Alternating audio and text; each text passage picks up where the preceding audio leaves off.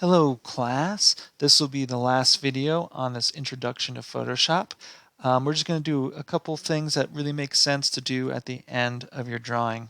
And the first thing we're going to do is we're going to crop this image up a little bit as we sort of have long since been planning. So we need to go to your crop tool. You can just go ahead and click down here if you don't see it in your list. It's going to look like this crop tool. Again, if you don't see it in this list, go to Edit Toolbar and you can drop this tool into there. And I know I'm going to cut off the bottom because there's a lot of grass here. I don't need to focus on the grass. I didn't fully compose the image down this low knowing I was going to do that.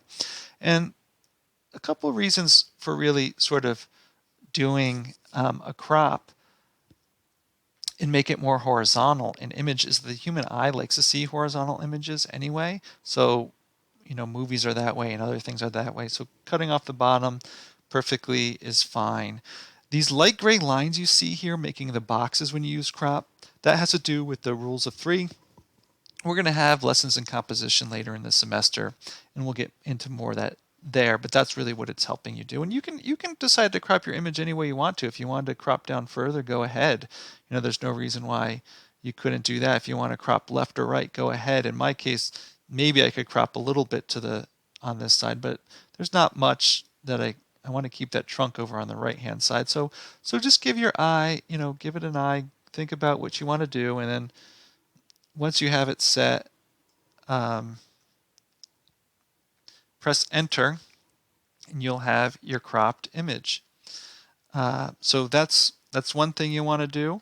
And then after you have cropped your image, there's this little trick that I want to show you because there are some things to really pull everything together that you have to have everything on a single layer. And I want to show you a couple of those so you can use them and explore them on your own.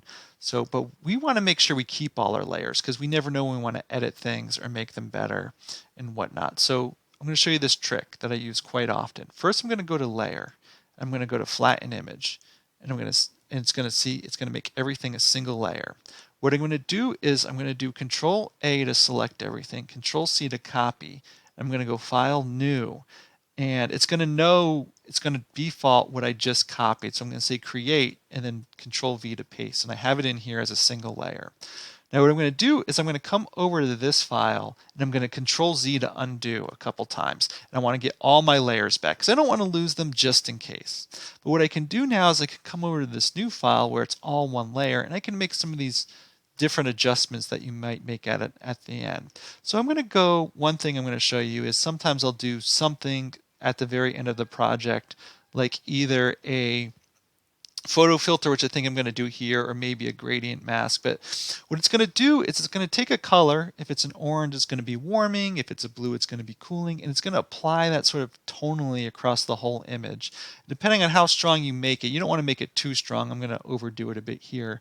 But I think, to a certain degree, when you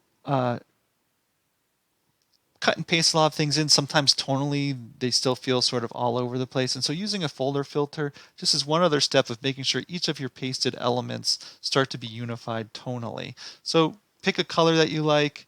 I'm going to go with the warming filter, not too strong. I might even turn it down a bit and just say okay. And there we go, just one more thing to pull the whole image together, play with lighting. And then again, there's lots of different tools you could use, but another one that people like to play with, and I'll show it here, is to do something like a render and a lens flare, which is going to make it like the sun is sort of coming. And so if I were to go and think like I brightened up my center spot, I might continue with that and put this lens flare there. You can change the size as you want. And as you need an like that, and you press OK and you get a nice lens flare. Now that's obviously way too strong. So what I should have done is use transparency on it. So why don't I do this? I'm going to undo that. And I'm going to just duplicate this layer temporarily, duplicate the layer, then add my lens flare, render, lens flare.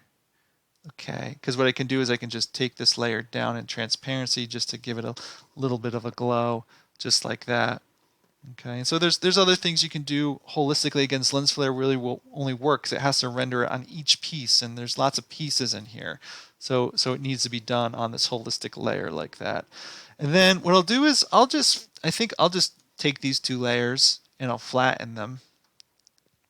So I right click, merge layers, and I'm going to copy all of this. I'm going to Control C and edit copy. And just so I have everything in one file, I'm going to go over to my main file, go to the top layer, paste it in, and there we go. I've got my whole thing pasted in. And again, if you think it's too strong, you can always use more transparency as needed. I think I will turn my transparency down a bit. And with that, you sort of have your final rendering. So good luck with that. The last thing I just want to mention is Photoshop is a very robust program. This was really just a basic intro to some of the tools. The best way to learn the software is to go out and experiment, try things. If it doesn't work, just undo it or delete that layer, try something else. That's how you learn the software, through experimentation, and it will take time. But I highly encourage going out and trying things on your own as you make new drawings, because it's a fun thing to do once you get in the mindset of Photoshop, or really any software is meant to be explored. I can only begin to teach you the basics. So good luck, have fun, try to make a beautiful drawing that looks realistic, and I can't wait to see what you have. Thanks for watching.